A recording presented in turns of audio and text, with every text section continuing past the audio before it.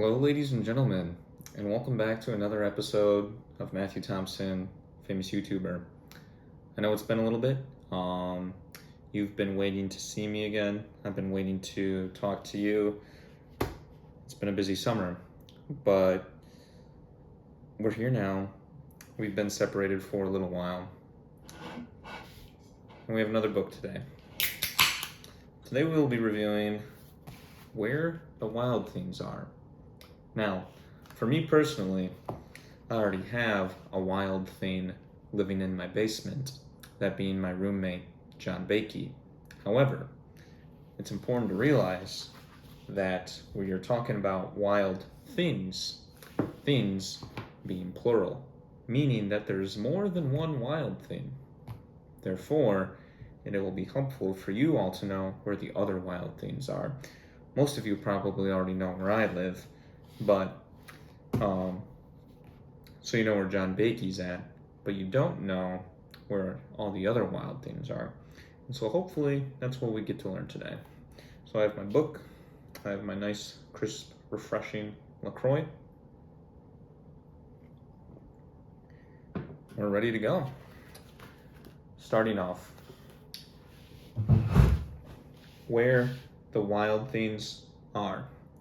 Story and pictures by Maurice Sendak. As you can see on the cover, we got what we can assume is a wild thing. And there's a little sailboat and some palm trees. A very scenic environment. We open up the cover. And we learn that this is the winner of the Caldecott Medal for the most distinguished picture book of the year. Now, I used to read books with words, but now I'm down to picture books because words are hard because I'm an engineer. As you can see, starting off, we have a picture. This looks like some sort of abstract art. I don't know exactly what it is, but it's art of some sort. And we have our title page, Where the Wild Things Are, with the exception of John Bakey, because you all know he already lives at my house.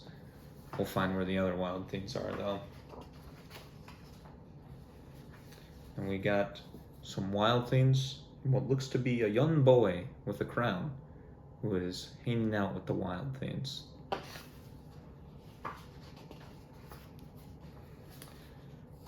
Starting off, the night Max wore his wolf suit and made mischief of one kind.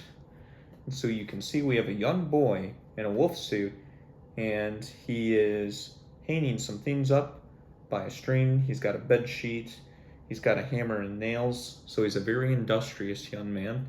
And he also has his little teddy bear hanging from the hanger, which I don't think he asked the teddy bear whether or not he wanted to be hung like that, which is very inconsiderate. All in all, this is a young boy in Max. And another.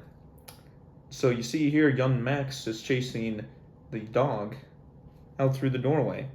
Now for me personally, when I travel around for work, I have lots of dogs chasing me. So this is quite relatable, actually seeing him stick it to power and chasing after the dog, as things should be. So good for Max.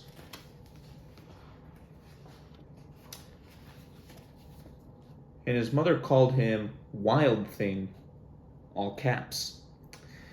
And Max said, "I'll eat you up," all caps. And so he was sent to bed without eating anything. And so we can tell that Max is not living in a loving family environment where his mother calls him names and he in return says that he's going to be a cannibal and eat her. So we know that Max is a troubled young boy.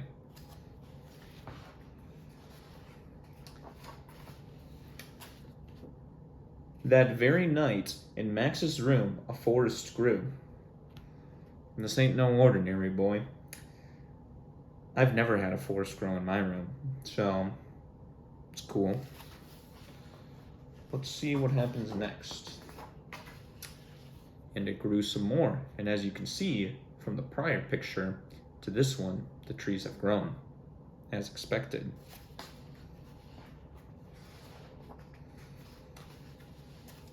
and grew until his ceiling hung with vines, and the walls became the world all around.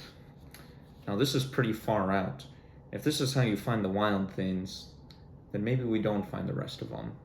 But we'll see. We'll continue on Max's little adventure, and we'll figure out where the wild things, minus John Bakey, are located.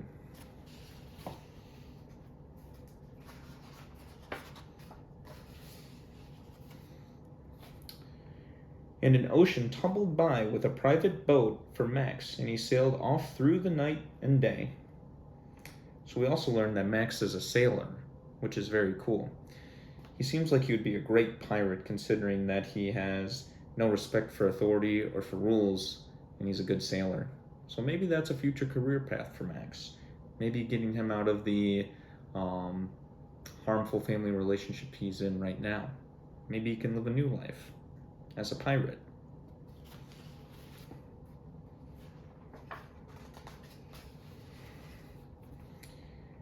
And in and out of weeks and almost over a year to where the wild things are. So this is quite the journey for Max. It originally started off as a day, and then it kind of went to weeks, and all of a sudden it was a year. Now, I can only assume that his mother is quite concerned at this point where he is, even though he said he's going to eat her, but that's neither here or there. What we can see is Max is still on his boat, and it says Max. He named the boat after himself. And then you got a sea monster right here. And so this is one of the wild things.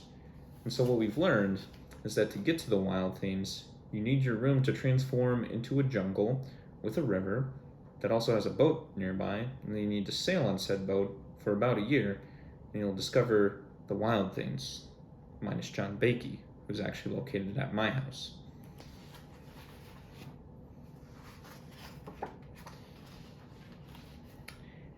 And when he came to the place where the wild things are, they roared their terrible roars, and gnashed their terrible teeth, and rolled their terrible eyes, and showed their terrible claws. As you can see, there's all sorts of monsters here. And they have teeth and claws and horns and manes. I think our friend Max here is going to fit in just fine. I think these are his people.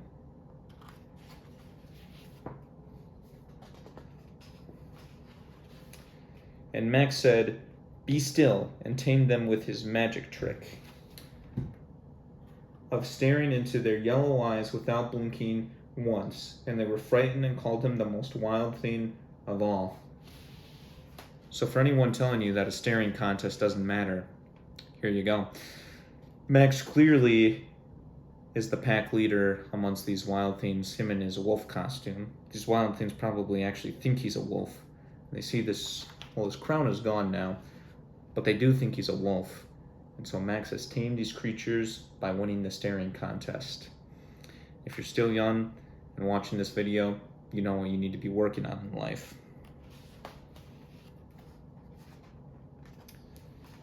And they made him king of all the wild things. So here's the crown. He didn't have the crown earlier, but now he's got it. And now, cried Max, let the wild rumpus start. So that's cool. I mean, they make him king, he's going to throw a party for him. So, I mean, win-win for everyone, it looks like.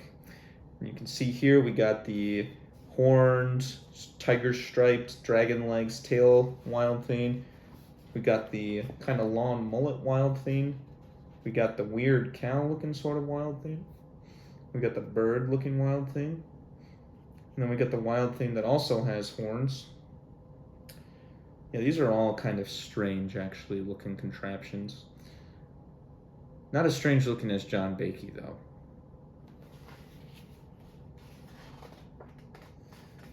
And as you can see, they're partying the night away. Looks like they're worshiping the moon, which I would not recommend doing that. It's a rock. Can't do much for you. But they're having a great time. And now you see them hanging in the woods. They're hanging by the trees, having a great time. It looks like Max is really fitting in as king of the wild things. So after having your room transform into a jungle, getting on the boat, and taking a year's journey here, and winning the staring contest, you can become the ruler of the wild things.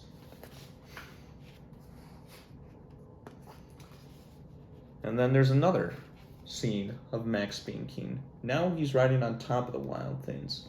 This wild thing doesn't look too happy about that, but sometimes in service of your king, you gotta do what you gotta do. And in this case, this wild thing is bravely serving his king. Just like my wild thing, John Bakey, will occasionally do favors for me, which makes him a great wild thing. Now stop, said Max, and sent the wild things off to bed without their supper. He has clearly learned from his mother, which may not be the best example. And Max, the king of all the wild things, was lonely and wanted to be where someone loved him best of all. Then all around from far away across the world he smelled good things to eat. So he gave up being king of where the wild things are. Now this just goes to show you what a coward Max actually is. As soon as adversity rises into his life, him being hungry, he abandons his people in order to get a meal. If you ever read the book called the Bible, there's a story about a guy named Esau who sells an entire birthright for a bowl of soup. In the Bible, if you read the Hebrew translation, I've been told, it literally translates to red. So Esau says, give me this red. And he sells his entire birthright for it. Now, this is metaphorical for Max, who has given up being king of the wild things, all for what should be a meal from his home that we, from the beginning, assumed isn't that loving. So, yeah, we'll see how this decision goes for Max. But all the wild things cried, "Oh, please don't go. We'll eat you up. We love you so." And Max said, "No." The wild things roared their terrible roars and gnashed their terrible teeth, and rolled their terrible eyes and showed their terrible claws. But Max stepped into his private boat and waved goodbye. So the wild things apparently were going to eat Max. Now, we have learned that Max also is going to eat his mom. And so Max was also sent without food to bed, and now Max sent the wild things without food to bed. So the question is, did these wild things instinctively learn this? Did Max force them into this? Is it nature versus nurture? These are the big questions that psychology asks us. I think that's what the author's trying to explore here. Now, me personally, I believe that the monsters have claws, fangs, horns, and other things for a reason, that being to look scary. But we have no evidence that they actually eat people. Has anyone documented them eating people? Or is this a learned characteristic that Max has shown them? You decide for yourself. And sailed back over a year, in and out of weeks, and through a day. So you see Max now is in his boat, it is nighttime, and he is returning home, which is another year trip. So he spent a day with these monsters, and now he has a grand total of 2 years of travel time. In terms of opportunity cost, that is what we would call quite high.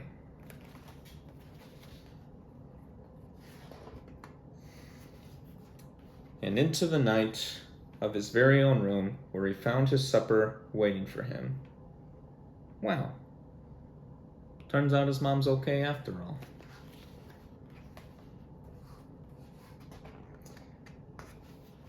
And it was still hot. Now, for those of you who don't think miracles exist, the fact that his meal was still hot after being gone for 2 years and 1 day just goes to show you that miracles do, in fact, still occur. And now we're back to the same abstract image. So we've learned a lot in this book. Where are the wild things? Well, most of them are located in the magic jungle that appears in your bedroom in about 2 years, or 1 year's boat right away, and then they may try to eat you, depending on whether or not they've had an encounter with Max and that's been instilled into them. So, you may be thinking to yourself, that's a lot of work to find the wild things, and you'd be absolutely correct. And so, I think the most reasonable plan of action would be to just visit the one wild thing that you know of, that being John Bay Key. If you don't know where I live, I'm not going to announce it on the internet, but if you do, feel free to stop by at any time. Just run into my basement and visit the wild thing that is John Bay Key. So to answer your question of where the wild things are, they've been here the whole time. And that's going to wrap this one up. So thanks a bunch, ladies and gentlemen, for joining me on this adventure for where the wild things are. Be sure to like, comment, and subscribe. Tell your friends, your family, your grandma about this channel. Yeah, we got more book reviews coming. I've got a couple more coming for you. We're going to have The Giving Tree, which will be a delightful one for us to go through. And then we have The True Story of the Three Little Pigs, authored by a wolf. So, those will be coming down the pipeline to you. In the meantime, I hope this one keeps you satiated until I find enough inspiration to do another book review. But with that, we're out.